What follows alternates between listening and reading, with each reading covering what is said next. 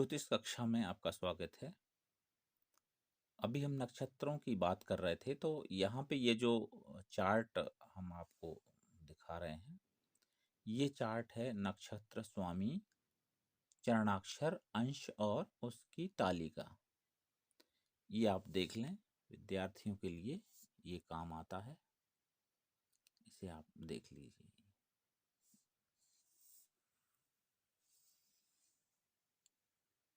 यहाँ से व्यवस्थित ये पूरा चार्ट आपको दिख रहा है। ये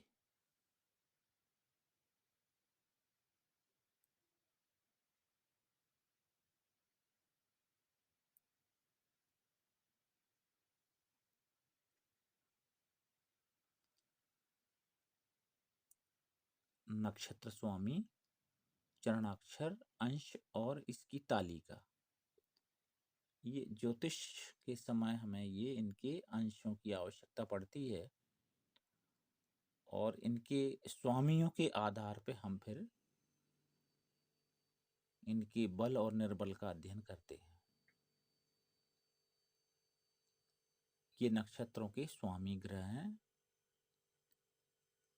अश्विनी का केतु, भरणी का स्वामी शुक्र, कृतिका सूर्य, रोहिणी चंद्रमा, मृगशिरा का भौम यानी मंगल, आर्द्रा राहु, पुनर्वसु गुरु, पुष्य शनि, अश्लेषा बुध, मघा केतु, पूर्व फाल्गुनी शुक्र, उत्तरा फाल्गुनी शुक्र, सूर्य और हस्त के लिए चंद्रमा, चित्रा भूमि। ये आपकी यहाँ पे आप देख सकते हैं। तो ये हो जाता है आपका। ये हम चार्ट हटा लेते हैं। अब हम बात करते हैं इनके विशेष गुणों की।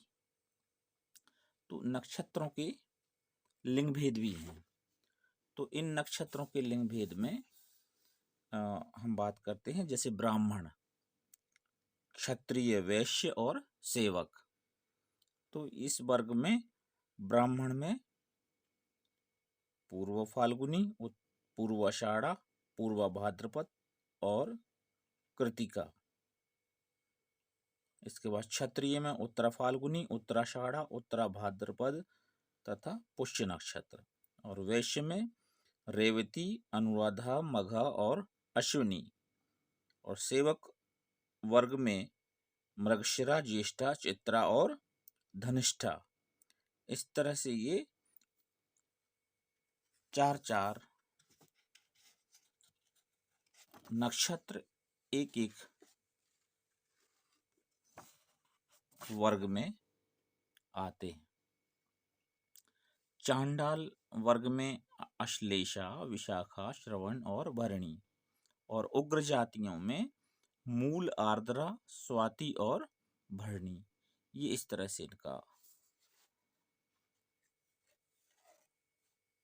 नक्षत्र का वर्ग हो गया। और फिर लिंग भेद आता है। तो लिंग भेद में पुल्लिंग में आते हैं अश्विनी, पुनर्वसु, पुष्य, हस्त, अनुराधा, श्रवण, पूर्व भाद्रपद और उत्तरा भाद्रपद।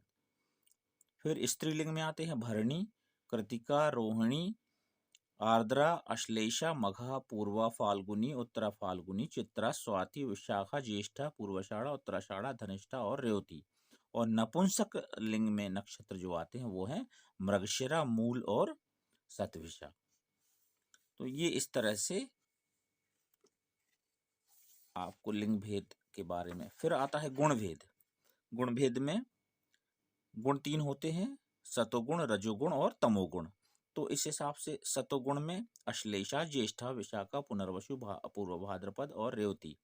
और राजस नक्षत्र में रोहिणी, भरणी, हस्त, श्रवण, कृतिका, पूर्व फाल्गुनी, पूर्वाषाढ़ा, उत्तर फाल्गुनी और उत्तराषाढ़ा। और तामस नक्षत्र में आते हैं चित्रा, धनिष्ठा, पुष्य, अनुराधा, उत्तरा भाद्रपद, अश्विनी, मघा, मूल, आर्द्रा, स्वाति, शतभिषा और मृगशिरा। इसके बाद हम देखते हैं संज्ञक। संज्ञक में ये जो संज्ञक नक्षत्र है वो ध्रुव संज्ञक आते हैं, उत्तरा फाल्गुनी, उत्तराषाढ़ा, उत्तरा भाद्रपद और रोहिणी। इसके बाद चर संज्ञक में ये सोमवार के दिन यदि स्वाति, पुनर्वसु, श्रवण, धनिष्ठा, शतभिषा में से कोई भी नक्षत्र पड़े तो हाथी घोड़े की सवारी करना तथा बाहर वाटिका आदि को जाना ये कार्य करने शुभ होते हैं। तो ये चर संज्ञक हो गए। फिर उग्र संज्ञक, इन्हें क्रूर संज्ञक भी कहते हैं। पूर्वा फाल्गुनी, पूर्वाषाढ़ा, पूर्व भाद्रपद, भरणी और मघा नक्षत्र। फिर मित्र संज्ञक भी होते हैं, विशाखा, कृतिका नक्षत्र आदि, है ना। फिर दग्ध संज्ञक, भरणी को रविवार, उत्तर फाल्गुनी को गुरुवार, तो ये इस तरह से दग्ध संज्ञक। क्षिप्र व लघु संज्ञक नक्षत्र, मृदु संज्ञक, तीक्ष्ण व दारु संज्ञक, अधोमुख संज्ञक, त्रियंग मुख संज्ञक और ऊर्ध्वमुख संज्ञक। ये इस तरह से इनके ये संज्ञक परिवर्तन और भेद यहाँ पे प्रस्तुत हैं। मित्रों, मैं आपको बता दूं कि खरीदने वाले नक्षत्रों में यहाँ पे मनुष्यों के द्वारा कोई चीज खरीदी जाती है, बेची जाती है। तो जो खरीदने वाले नक्षत्र हैं उनमें बेचने का कार्य नहीं करना चाहिए। ये यहाँ पे मैं विशेष ज्योतिष का एक बिंदु बता रहा हूँ। और इसी तरह से आपका जो है विचार ये है कि नक्षत्रों का फल उनके स्वामियों द्वारा प्रदान किया जाता है। तो इस तरह से हम नक्षत्रों के बारे में लगभग संपूर्ण जानकारी प्राप्त कर चुके हैं। हाँ, इसमें स्वक्षी नक्षत्र जिनकी पूर्ण रूप से दृष्टि भी होती है उन्हें कृतिका, पुनर्वसु, पूर्व फाल्गुनी, स्वाति, श्रवण, मूल और उत्तर फाल्गुनी, और जिनकी कम दृष्टि होती है, थोड़ी दृष्टि होती है, तो धनिष्ठा, पूर्वाषाढ़ा, उत्तर फाल्गुनी, रोहिणी, पुष्य, रेवती और विशाखा और काणे नक्षत्र भी होते हैं जिनके यहाँ एक नेत्र है, समझ लो। तो हस्त, अनुराधा, उत्तराषाढ़ा, शतभिषा, अश्विनी, मृगशिरा और अश्लेषा। अंधे नक्षत्रों में ज्येष्ठा, पूर्वा भाद्रपद, भरणी, आद्रा, मघा और चित्रा। तो इस तरह से इनका जो है नक्षत्र के बारे में आप जान चुके हैं। और नक्षत्रों के कारकत्व, जिस तरह से ग्रहों के कारकत्व होते हैं इसी तरह से नक्षत्रों के कारकत्व होते हैं, किंतु नक्षत्रों के जो फल हैं वो उनके स्वामियों पर आधारित होते हैं। तो हमारी इस कक्षा में इतना ही। धन्यवाद।